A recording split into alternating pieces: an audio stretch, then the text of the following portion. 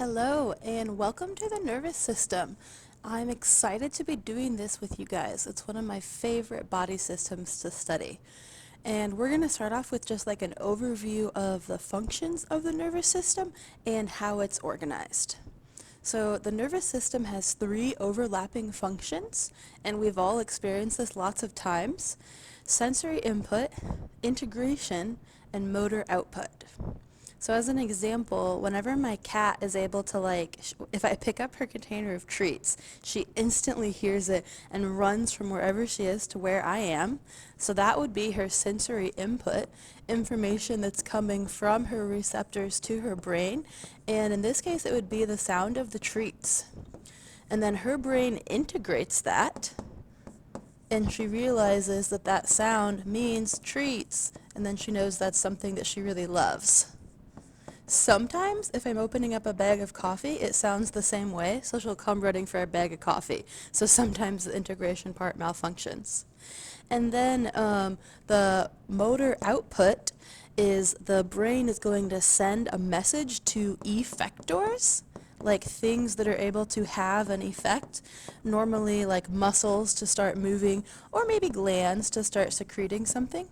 And so in this case, it's telling my cat to run to wherever she hears the treats.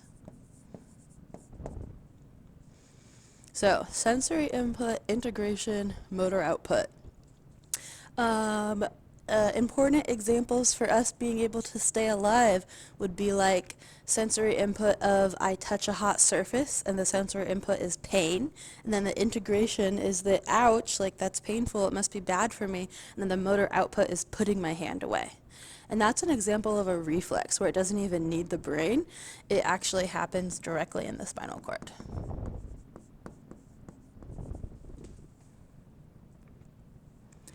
And now let's talk about how we can split the nervous system up. To be clear, you only have one nervous system, but we separate it into divisions to make it a little bit easier to understand. And we're going to start with the central nervous system, CNS. It consists of the brain and the spinal cord. So this is probably what you think of when you're thinking of the nervous system. You're thinking of our central nervous system, and its function is integration. And it also acts as a major control center.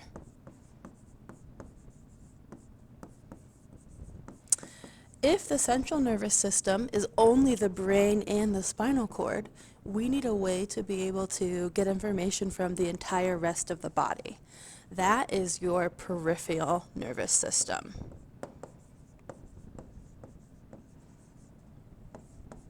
Your PNS. So the peripheral nervous system is basically everything else in your entire body where there's nerves, except for the brain and the spinal cord. And the main groups of those are spinal nerves, so nerves that come off of the spine, and cranial nerves, or nerves that are going to connect to the brain. The function of the peripheral nervous system is to facilitate communication between the central nervous system and the rest of the body.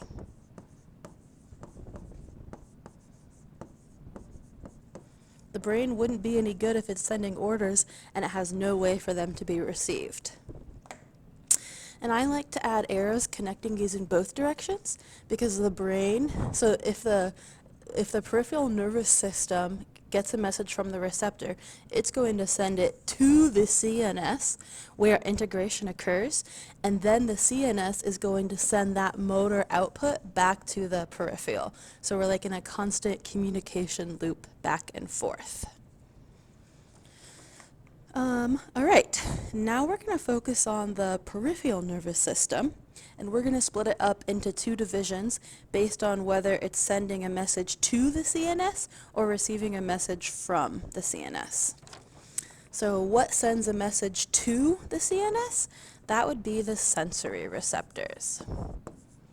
Also known as afferent pathways. Afferent with an F means it's going towards the central nervous system. And then the ones that get the message from the CNS is the motor output or the motor or efferent center.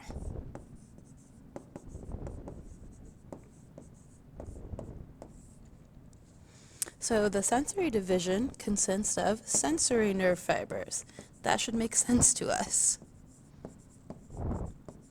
These could be these could be somatic sensory nerve fibers. That means they connect to your skin, muscle, and joints.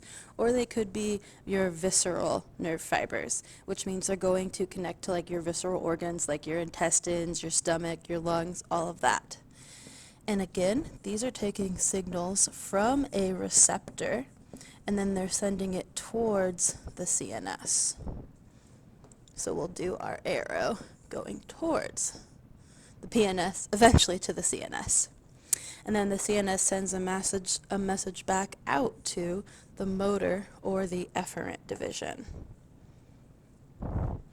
These structures are called motor nerve fibers.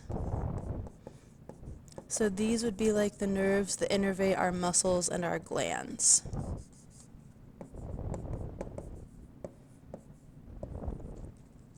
And their function is to receive messages from the CNS.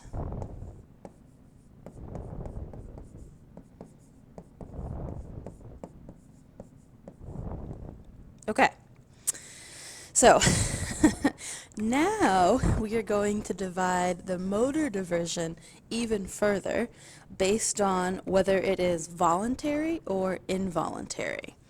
So we are going to take our motor division and split it into two sections, the somatic and autonomic. So I just changed my view a little bit, but to orient yourself, there's the motor division at the top, and then remember we just split the motor division into the somatic nervous system and the autonomic nervous system. And that division is based on whether it's voluntary or involuntary. The somatic side over here is voluntary, so it's going to be going to skeletal muscles that we have control of. Those nerves are called somatic motor fibers. Soma means body, so somatic means like going to the body. So these are messages that go from the central nervous system and eventually end up at our skeletal muscles.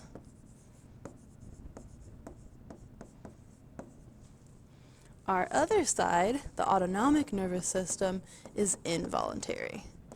And this is a massive system. Your book devotes an entire chapter to it, so we're just going to kind of skim the surface today. And this contains visceral motor fibers. Visceral, like you hear it meaning like your visceral organs, like the organs that are in your stomach cavity, thorax, all of those really important ones. So basically the things that we don't have control over. So messages go from the central nervous system to smooth tissue in your intestines and cardiac tissue in your heart, and also glands, like glands that can secrete tears and sweat, but also like digestive juices to help break down your food. So all that involuntary stuff. And then finally, one more subdivision, we are going to split the autonomic nervous system into the sympathetic and the parasympathetic.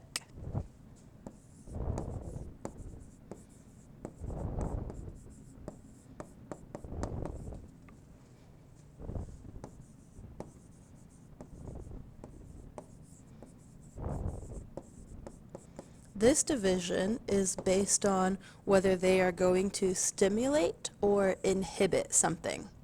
So all of these signals are going to our involuntary muscles, but it's kind of like, are we turning them on or are we turning them off? The sympathetic division is the one that stimulates. I remember that because S and S. You might be familiar with this as fight or flight. So if we need to raise our heart rate, or if we need to be able to increase our respiration rate so that we can breathe faster to run away, this is going to be the sympathetic division. And then when everything is calmed down, we have the parasympathetic division. That's in charge of inhibiting or turning things off. And this one is nicknamed like rest and digest. So this would be telling your intestines to be able to break down your food, telling your large intestine that it's time to go to the bathroom, things like this. The parasympathetic is concerned with being able to conserve energy and just kind of like our normal housekeeping functions. Oh yeah, and there's also a good way to remember the parasympathetic is nicknamed like the D branch because it does digestion, defecation, and diuresis. So the parasympathetic does all the D's, digestion, breaking down our food, defecation, pooping, and diuresis means like urinating or peeing. So that's what I mean by like housekeeping functions. And then you can remember sympathetic because it's all the E words: exercise, excitement, emergency, embarrassment, whenever we need things to really speed up. And please send me all your questions.